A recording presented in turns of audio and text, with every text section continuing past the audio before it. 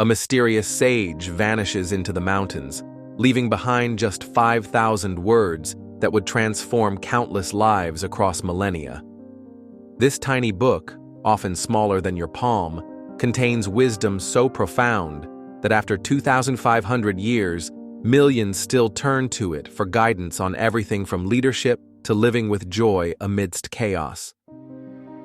Welcome to the Tao Te Ching, perhaps the most influential spiritual text you may have never fully explored. The legend says that Lao Tzu, weary of the corruption and complexity of civilization, decided to leave society behind. At the Western Gate, a border guard recognized him and begged him not to depart without leaving behind his wisdom.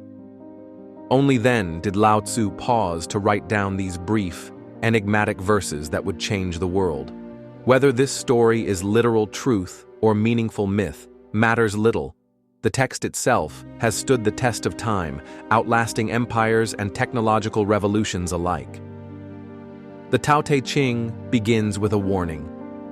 The Tao that can be told is not the eternal Tao. The name that can be named is not the eternal name. From its very first lines, this ancient text challenges our fundamental assumption that we can capture reality with words and concepts. The moment we try to define the Tao, this underlying reality that gives rise to everything, we've already missed it. This isn't just philosophical wordplay, but a direct challenge to how we typically approach understanding the world through analysis, categorization, and definition. Yet despite this caution about the limitations of language, the Tao Te Ching proceeds to offer 81 brief chapters of profound insight. This apparent contradiction embodies one of its central teachings. True wisdom embraces paradox rather than trying to resolve it. Words cannot fully capture the Tao, yet we use words to point toward it, like using a finger to point at the moon while remembering the finger is not the moon itself. The text isn't concerned with abstract metaphysics, but offers practical wisdom for navigating life's complexities. At its core is a revolutionary idea. True power comes not from force, control, or domination, but from alignment with the natural way of things. While the world celebrates strength, Lao Tzu celebrates water, yielding, flexible, yet powerful enough to overcome stone over time. In a world that prizes hardness and rigidity, this perspective turns conventional wisdom upside down. Nothing in the world is softer and weaker than water, yet for attacking the hard and strong, nothing can surpass it. This paradoxical strength, what modern readers might call strategic flexibility, appears throughout the text. The truly powerful person isn't rigid but adaptable, not controlling but allowing. Like water, they find the path of least resistance, flowing around obstacles rather than confronting them directly. This isn't weakness, but the highest form of strength, one that endures when forceful approaches ultimately fail. Leadership receives particular attention in the Tao Te Ching, offering a vision radically different from most leadership manuals. While conventional wisdom glorifies visible, forceful leaders who impose their will, Lao Tzu offers a counterintuitive perspective. The best leader is one whose existence is barely known. True leadership isn't about ego or acclaim, but about creating conditions where people flourish naturally. When the work is done, the people say, "Amazing, we did it all by ourselves." This vision of humble leadership resonates across cultures and eras. It's the difference between a leader who needs constant recognition and one who measures success by the growth of those they lead. It's not about who gets credit, but about what actually works in creating sustainable harmony.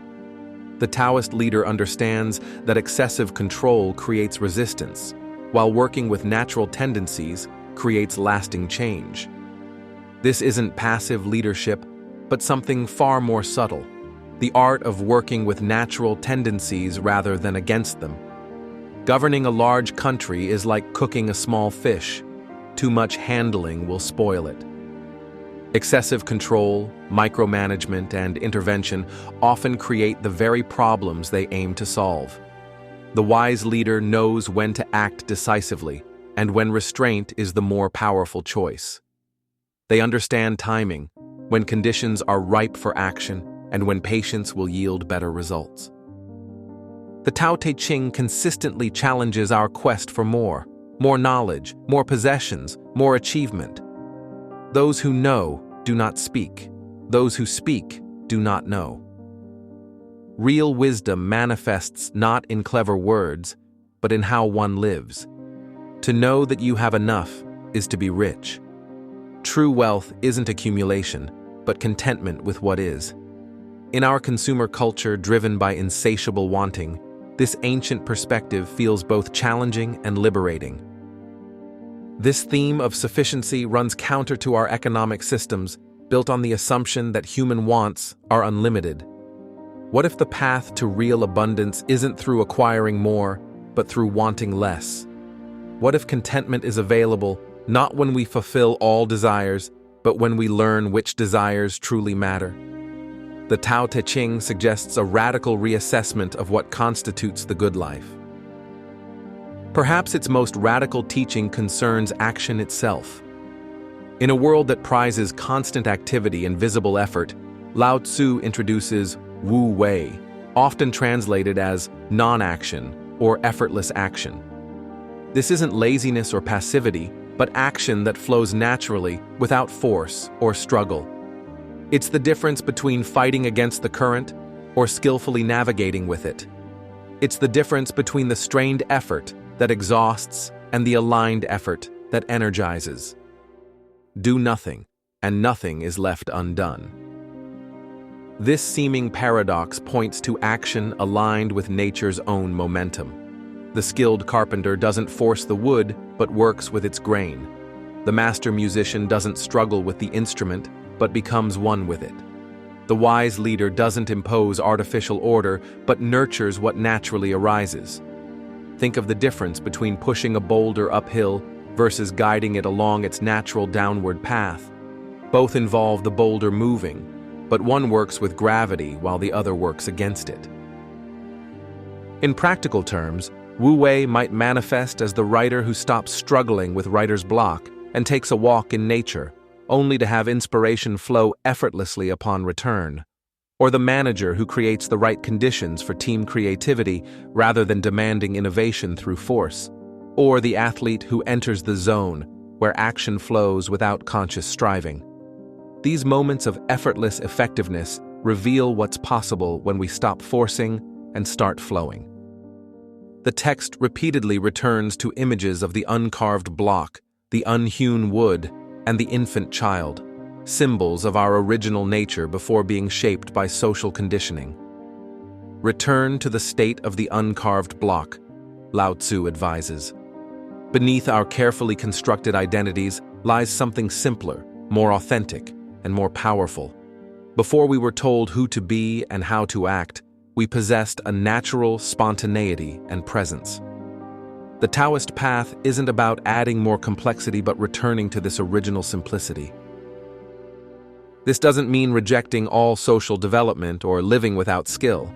Rather, it suggests that true mastery isn't adding layer upon layer of technique, but returning to a state of natural responsiveness. The master calligrapher doesn't think about brush technique. The hand simply moves with perfect appropriateness to the moment. The sage doesn't calculate the right response, but acts from deep alignment with the Tao. Complementary opposites form another central theme throughout the Tao Te Ching. Rather than seeing life in terms of rigid dualities, good versus evil, strong versus weak, beautiful versus ugly, Lao Tzu reminds us that these qualities create and define each other. When everyone recognizes beauty as beautiful, ugliness arises. When everyone recognizes good as good, evil arises. Our labels and judgments create the very divisions we then struggle against. This isn't moral relativism, but a recognition that the universe functions through complementary forces. Being and non-being produce each other. Difficult and easy complement each other. Long and short define each other.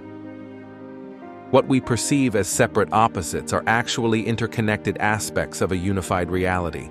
To fully understand anything, we must understand its relationship to its apparent opposite. Consider how our appreciation of light depends on darkness, how rest becomes meaningful because of activity, how joy feels deeper because we've known sorrow. The Taoist perspective doesn't collapse these distinctions, but recognizes their interdependence. Rather than fighting against half of existence by rejecting what we label negative, we can understand how these polarities create the dynamic whole. This understanding has practical applications in everything from personal emotions to international relations. Fighting against sadness only creates resistance that deepens suffering. Accepting sadness allows it to naturally transform. Demonizing others in conflict situations deepens division. Recognizing shared humanity opens pathways to resolution. The Taoist approach doesn't mean accepting injustice, but suggests that effective change comes through understanding interdependence rather than reinforcing separation. Simplicity emerges as a paramount virtue throughout the text. Simplicity, patience, compassion, these three are your greatest treasures. In a complex world filled with distractions and complications, the way back to balance comes through returning to what's essential. I have just 3 things to teach: simplicity, patience, compassion. These are your greatest treasures. This simplicity isn't simplistic thinking, but clarity about what truly matters. It manifests as straightforward speech rather than clever deception, in direct approaches rather than unnecessary complexity, in homes that contain what's needed rather than excess that burdens.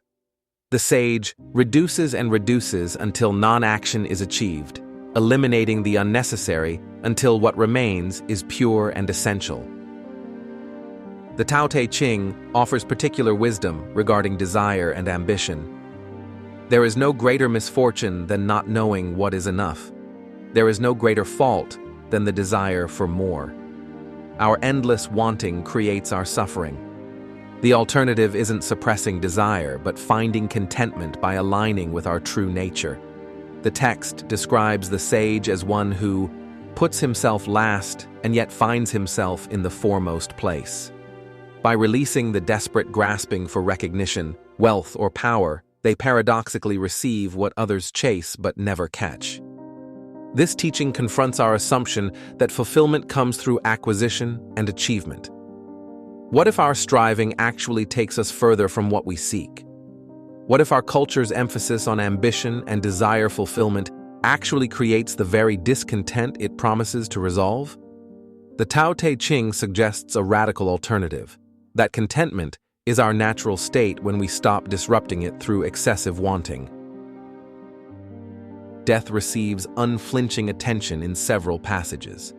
Rather than offering comforting myths or elaborate afterlife theories, Lao Tzu simply normalizes it as part of life's natural cycle. Enter life and death without fear. This acceptance comes not from resignation, but from recognizing oneself as part of the eternal transformations of the Tao. Like water changing from liquid to vapor to ice and back again, our forms change while our essence continues as part of the great flow of existence. This perspective doesn't eliminate grief, but transforms our relationship with mortality. Rather than seeing death as failure or tragedy, it appears as natural completion, the exhale that follows the inhale, the rest that follows activity. This isn't cold detachment, but clear seeing that allows us to value life precisely because it's temporary, to appreciate loved ones because our time together is limited. Throughout the text runs a thread of radical humility. While human achievements seem impressive, they remain tiny compared to the vast intelligence operating through nature itself. The truly wise person doesn't stand apart from this natural intelligence, but learns to flow with it. The Tao does nothing, yet nothing is left undone. The universe operates with an effortless effectiveness that humans, with all our striving and strain, rarely match. Look at how a forest ecosystem maintains its balance without management committees, how planets orbit without effort, how the body heals a wound without conscious direction. The Taoist approach isn't passive surrender, but active alignment with this same intelligence that runs through all things, including ourselves. When we stop interfering with our natural wisdom, solutions arise with remarkable efficiency. Paradoxically, the softest things overcome the hardest. The soft overcomes the hard, the gentle overcomes the rigid. This isn't just poetic metaphor, but practical strategy. Water shapes mountains not through confrontation, but through persistent, adaptable flow. The flexible tree survives the storm while the rigid one breaks. In human terms, rigid ideologies eventually shatter against reality, while adaptable wisdom endures. Brittle strength fails when circumstances change, while resilient flexibility continues to thrive. This principle applies to relationships, problem-solving, health, and virtually every human endeavor. The martial artist who rigidly resists a stronger opponent gets broken. The one who yields and redirects prevails. The negotiator who inflexibly demands specific terms reaches impasse. The one who flexibly explores mutual interests finds resolution. The person who rigidly clings to how things should be suffers.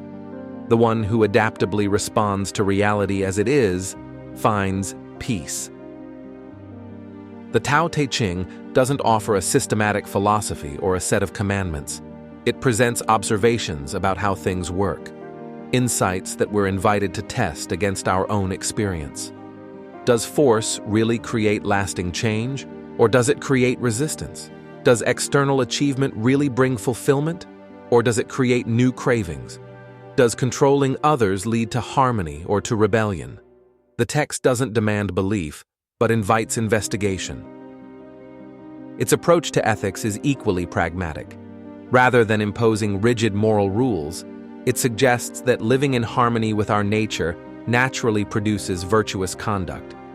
The person aligned with the Tao doesn't need to force kindness or restrain cruelty.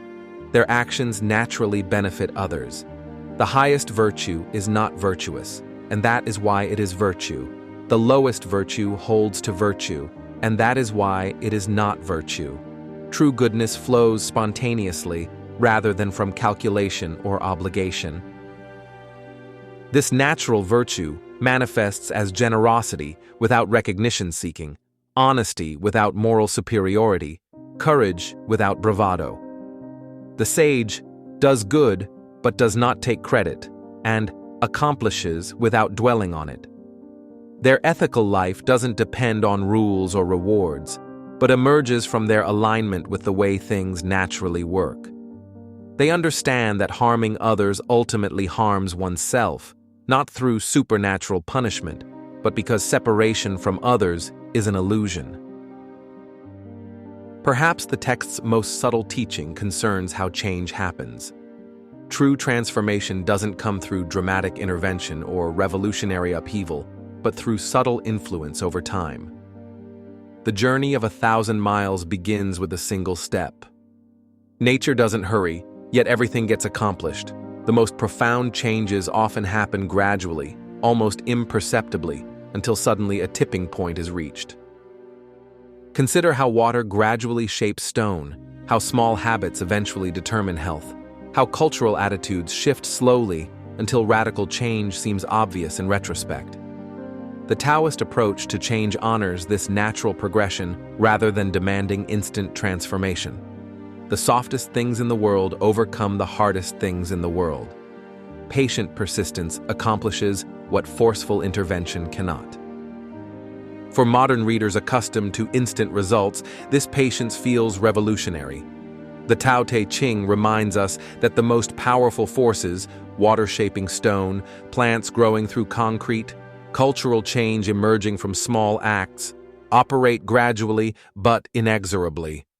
The sage understands timing and doesn't force premature action. They know when to move decisively and when to allow natural development.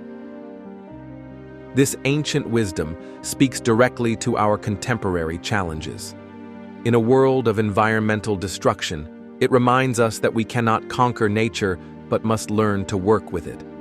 In a culture of burnout and exhaustion, it offers the counterintuitive insight that doing less, but with greater alignment, accomplishes more. In societies torn by polarization, it suggests that apparent opposites are actually complementary. In a time of information overload, it values the wisdom of simplicity. For leaders facing complex challenges, the Tao Te Ching offers profound guidance. True leadership isn't imposing will, but aligning with natural tendencies. Sustainable results come from creating conducive conditions rather than forcing outcomes. The best solutions often emerge when we stop interfering with natural processes. These insights apply whether leading nations, organizations, families, or simply our own lives. For those seeking personal transformation, the text offers equally valuable direction. Stop fighting against reality as it is. Find the path of least resistance. Trust your original nature beneath social conditioning. Recognize how opposing forces complement each other. Understand that less can be more. Allow action to arise naturally from clarity rather than from strain. The Tao Te Ching doesn't promise enlightenment, perfect happiness, or worldly success. It offers something both simpler and more profound, a return to our natural way of being. Between the lines of its brief, enigmatic verses lies an invitation to stop struggling against the current of life and instead flow with it. This isn't passive resignation, but skillful navigation, knowing when to paddle and when to drift, when to steer and when to allow the river itself to guide your journey. Its enduring appeal lies partly in its refusal to give simple answers. Each reading reveals new layers of meaning as our life experience deepens. The same verse that seemed obvious at 20 becomes profound at 40 and revelatory at 60. Like the Tao itself, the text can never be fully captured or exhausted. It remains eternally fresh because it points towards something beyond concepts, something we can experience but never fully articulate. In just 5,000 words, this remarkable book cuts through 2,500 years to speak directly to our modern condition. Its message remains revolutionary. True power comes not from control, but from alignment. Wisdom emerges not from accumulation, but from letting go. The way forward often involves taking a step back. In a world obsessed with more, faster, bigger, the Tao Te Ching whispers a subversive truth. The secret to everything you want might be wanting less. Do you have the patience to wait until your mud settles and the water is clear? Can you remain unmoving until the right action arises by itself? In our rushed, hyperactive world, these ancient questions feel more relevant than ever. The Tao Te Ching doesn't just describe a philosophy. It offers a way of being that remains as challenging, liberating, and necessary as when it was first written. The final paradox may be this: a text that begins by warning us about the limitations of words has itself become one of the most influential collections of words ever written. Perhaps this is because, at its best, the Tao Te Ching doesn't just tell us about the Tao, it momentarily parts the veil, allowing us to glimpse directly what cannot be said, only experienced. And in that momentary glimpse lies the possibility of living differently, more naturally, more effectively, more peacefully. The question isn't whether you understand the Tao Te Ching perfectly. No one does. The question is whether you're willing to test its wisdom against your own experience. Can yielding sometimes be stronger than forcing? Might doing less occasionally accomplish more? Could the path you've been fighting against actually be the very path you seek? The ancient sage invites you not to believe, but to discover, and in that discovery, to perhaps find what we all seek, a way of living in harmony with the profound natural intelligence that flows through everything, including ourselves.